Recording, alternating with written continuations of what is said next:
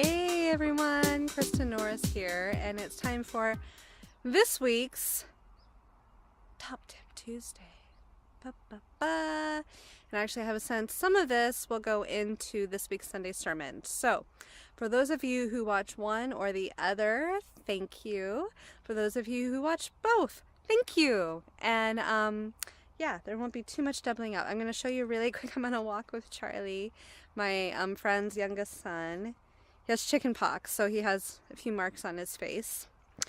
Let's see if you can see him. He's all tuckered out. We had a big day. Bless him, he's not even a year and a half, I found out. I thought he was a year and a half, but he's not even. He's just incredibly smart and advanced for his age, so I forget sometimes and I have to remind myself. But anyway, yeah, poor little guy. He's dealing with having the pox, and he's doing really well. But my friend and I, we have had some rather sleepless nights.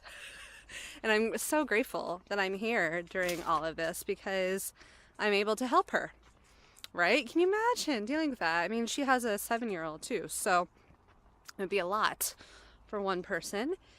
And anyway, yeah, so we're out on a walk, and I thought, I feel inspired, and I'm getting a gentle, loving nudge, thank you, Spirit Guide team, to record this video for you. Now, part of why I realize I have been inspired to record this video is to talk about what you can do in a real practical, everyday, easy basis to, how do I say this? To capitalize on the energies of the world and of this new Earth planet that we are all a part of and on right now. There's a lot of upgrading going on, a lot of big changes for all of us, and we are each being asked to step up in even bigger ways than we may previously have been used to or felt comfortable with. And basically, we're being asked, each of us, to man and woman up, as it were, in whatever ways mean something for us. So, for you, it could be something completely different than it is for me. And inevitably, with a lot of these things, they do tend to tie into current life experiences as well as past and parallel dimension life experiences. For me, I've spoken about this a few times, but I can really sense there is remaining layers that are ready to be shed, basically ready to be let go of. There was a fly on that. Ready to be let go of, and you know that frankly I just don't need anymore. I don't need to be carrying this stuff, and in the same way that I have been for so many lifetimes. You know, it's crazy. I had a conversation with another gentleman, lovely Kundin. Shout out to you if you see this. I think that's this. Ooh, Charlie's blanket just fell because he's sleeping. Hold on, everyone. Special blanket. I'm just gonna put it in a special spot so it stays safe. He's so sleepy. Wow. See, normally he holds on to that thing for dear life, even while he's asleep. But hey, okay. So, shout out to Kundin once again. Drum roll. Because I think this is the second shout out. Bless. I have to share this when I went like that. Poor little Charlie. He went both arms. Poor kid. Real quick shout out for Charlie as well before I go on to Kundin. The other day it was really funny. He loves helping me vacuum whenever I vacuum, and so he really likes helping as much as he can as a almost 1.5-year-old. And so anyway, I undo the bottom bit of the vacuum, you know, where you actually, I don't know what it's called, like the actual vacuum bit. Anyhow, so he plays with it. And the other day I was emptying the dishwasher And all of a sudden the vacuum, the whole thing turned on, and he started crying. Bless his heart. He had accidentally turned it on and was like, oh my God, you know, freaking out because of the noise. Poor little boy. He's so sweet. So anyway, okay, back to Kundin. So Kundin, you get the honor of having the second shout out in 2 different videos. And there was a conversation Kundin and I had recently, which was really interesting, where we were both talking about from our own perspectives of, you know, just how much our planet and our Mother Earth needs all of us to stand up, you know, for ourselves, for our healing, for our own journeys, and to finally just release all the stuff we don't need anymore. You know, Kundin and I, and there are a lot of us there, I'm talking hundreds, if not thousands, of souls who are present on this earth now, who are also with us in Egypt. And I'm just going to move to the side so this guy can get by. So anyway, he was there too, his soul. And I was sharing with him of just how amazing it is, and at the same time, kind of crazy that my soul has decided, had up till then, let me rephrase that, had up till then decided to hold on to so much stuff that, not all of it, but a lot of it stemmed from the times and the lifetime in both Atlantis as well as Egypt. And Kundin's soul was in both those places too, around the same time I was, and again amongst many, many others. But it was interesting because there's an aspect of, you know, what am I doing? Why am I holding on to all of this, right? It's like, because that was thousands of years ago. Thousands. And I've realized, I had the realization, almost when I was chatting with Kundin the other day, that on a lot of levels, my soul has been healing from and also punishing myself for the things that took place in those lifetimes. A lot of what has been happening in, again, lifetime after a lifetime, has been almost, not always, but almost a direct result or some repeat of patterns that began in Atlantis and in ancient Egypt. The most recent lifetime I had in this linear timeline, so the one, you know, just before this, and I've spoken about this before in videos, I was in Germany in World War II, married to a very high-ranking official in the German military. We can all guess the name. Part of me still feels weird saying it, but whatevs, you know, it was another lifetime. They were Nazis, and there's been a lot of healing for me that I've been looking at and doing since realizing consciously in this lifetime that that was my life then, and the people I was surrounded by, and the world my soul chose to be in. And it was really difficult at first to hear, and I'm so grateful for all the healing I've done, for continuing to shed and release layers that I just don't need, because the more we hold on to stuff, the more you hold on to things, or I do, that, you know, yeah, they were traumatic. It was a difficult life then. And it doesn't mean we shouldn't acknowledge those things and heal from them. But what it does mean is that that's not who we are anymore. Right? I'm going to say that again. The things we've gone through in past lifetimes, yes, they're important to look at. Yes, we need to heal and acknowledge what went on. And we need to really be able to transmute these things and to release them in a way that benefits us and to, genuinely heal, because there's a lot of trauma that can take place. But at the same time, that's not who we are anymore. Right? That's not us. That's not our souls in our current lives. And, there's something that has come up I've seen it in particular, another Facebook group that I was a part of, am no longer, and it's this idea of karma. And it's interesting because I challenged the idea of karma with the people who are part of this group, and the idea of karma, because it's outdated, everyone.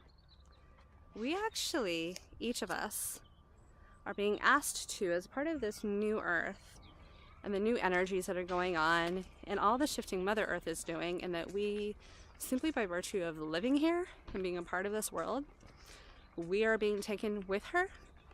And the way we choose to deal and process these shifting of energies is entirely up to us. But, we are going through it, and it's also, all of it is giving us an opportunity to heal things in a really powerful way. So karma is one aspect of that. And it's really interesting to me how that group and the people who I saw there, it was the first time I came across a group or, a few people who had real issues with what I had to say about the fact that, and it's true, karma has actually been released. The idea of fear is being released from our energy as a collective consciousness. And the idea and the construct of karma has already been released, and it was quite a while ago, actually. That was me with my glasses one-handed. So, we don't need these things anymore. And we don't need to keep recreating them and holding on to this idea that for whatever reason, we need to be punished. Karma as a construct was helpful at one point in time. And it was something that our human race and civilization, in our world, needed. Genuinely. To help us to evolve, to help us each to learn, and to become even more powerful, amazing, evolved, enlightened, beautiful, incredible, amazing versions of ourselves. But we don't need that anymore. And our Mother Earth planet is moving ahead very, very quickly. And if we were to hold on to, as a collective consciousness, if it was to still be a part of our collective consciousness, this idea of karma, all it would do is hold us back. And it would not be helpful, one iota. And it would really put us back. What's coming to me is it would put us back in a dark age, quite frankly. And it would put us back in a place that we just don't need. And we as a human being race, as a group of souls worldwide, we do not need to continue to define ourselves in that way. It was a part of our past, and it's something to acknowledge and to look at, sure, if you feel the need. But there's no reason to hold on to that. And, we are way past the days of self-flagellation and self-punishment. Way past it.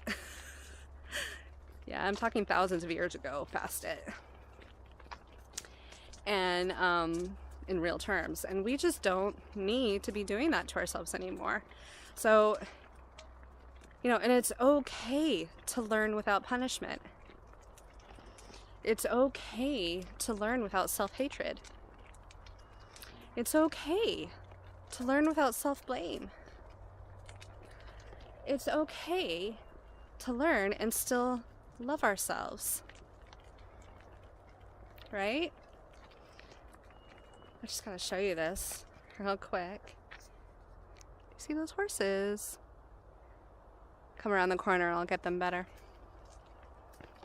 So beautiful. Look what I've happened upon with Charlie while he's sleeping. I'll have to come here when he's awake so he can actually see it. Bless. His older brother, I bet, would like this too. So anyway, we don't need to hold on to that stuff anymore. It really doesn't help us. Oh my gosh. Hello, beauties. Let me show you these guys. Hello. How are you? How are you, loves? Aren't they beautiful? They look like looks like it's their feeding time or something. Hello, my darlings. You're so good. Are you used to being fed right now? They're watching very intently. I'll show you again. Hey! Hi, honey pies. You're very beautiful. Hi. Hello. Gorgeous. What amazing souls, huh? Beautiful.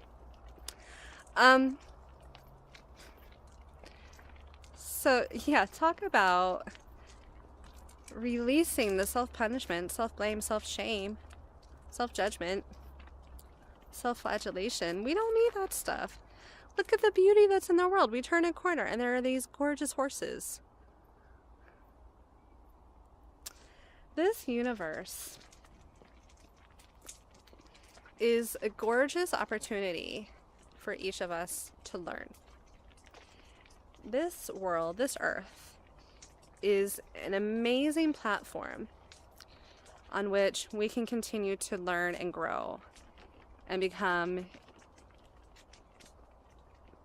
We're already amazing, right? Well, we're being given an opportunity to become even more, so even greater. And to help Mother Earth at the same time. And, this is an incredible opportunity. It's an incredible gift we've all been given. And I hope that it's something, watch out for the leaves, but something that you'll be able to think about and to reflect on and also be able to cherish for yourself. We don't need to stay in a place that doesn't belong to us anymore. We don't need to hold on to emotions and energies and belief systems and ways of thought that don't fit who we are as a person, as an evolved soul, and in this world and lifetime now. We simply do not need to be doing those things to ourselves. And I get that it can feel difficult, and I get that it can feel hard. And that, again, I keep talking about this, but it's so true. And part of why I keep talking about this is that is what has helped me in my lifetime, my current lifetime, and in my journey, in my world. That is where we receive support and help. And we know that it's okay to receive these things also. Whether it's me or anyone else, or talking to a friend, reading a book, TED Talk, whatever it is, going to a conference, workshop, a seminar, whatever it is, allow yourself to really learn and to see for yourself how and why this world is such a beautiful place, and this lifetime is too. And you don't need to be holding on to these things anymore. And outdated constructs are not going to help. Saying that right now, I understand, obviously in this video I was talking about karma. There are other things. We're all going to be given an opportunity. We're going to continue to be given opportunities to release constructs and dogmas and belief systems that just don't fit who we are. Oh, there was an owl. It's like, what? Fit who we are and where we're going. And we're going to continue to be presented with opportunities to really look at these things and examine and, be able to heal and release and let go what no longer serves us. And that will keep coming up. And for some people, it may feel challenging. And part of how it can feel challenging is that when you say to someone, what you have taught and studied and maybe spent money looking at is no longer necessary and actually is an outmoded way of looking at the world. If you say that to someone, sometimes it can feel, they can take it as a personal attack or like pointing the finger of blame. But it's not about that, because when they learned those courses or studied or spent that money, it was helpful. And that's where our civilization and conscious collective was at. That's where they were at. So it was helpful. It was useful. It's just that we've moved beyond that now. And they are moving beyond that if they accept it, if they would like to. You know, either way, they are moving past it. And it's up to them whether it's going to be a gentle movement or feeling more difficult. You know, it's up to them if they take the Band-Aid or plaster off slowly or quickly. And on that level, neither one is any worse or better than the other. It's just different. Either way, you are all, I am, each of us are moving along the way. So I hope this has given you some good food for thought, things to think about, and I hope to be able to apply to your life in a positive, helpful, useful, supportive manner. That's why I'm here. That's why each of us is here, actually. We are all here to help one another in different ways. And part of how I'm here to help is by making videos like these, by supporting others in my healing and coaching practice and work and mission, and in continuing to shine my light and my truth and not dimming down or dulling down who I am and what I'm about. And you're here to shine your light too. And the world needs you to be yourself. However, and in whatever shape and form that means and is for you in your life, in your world. So thank you so much for being with me, everyone. I'm sending you a lot of love. So much love. Always. And all the best. Shine your light. Share your world. Shape your world. We and our Mother Earth planet and our world and our collective consciousness need you too. We need each other. So thank you. All the best, everybody. Bye.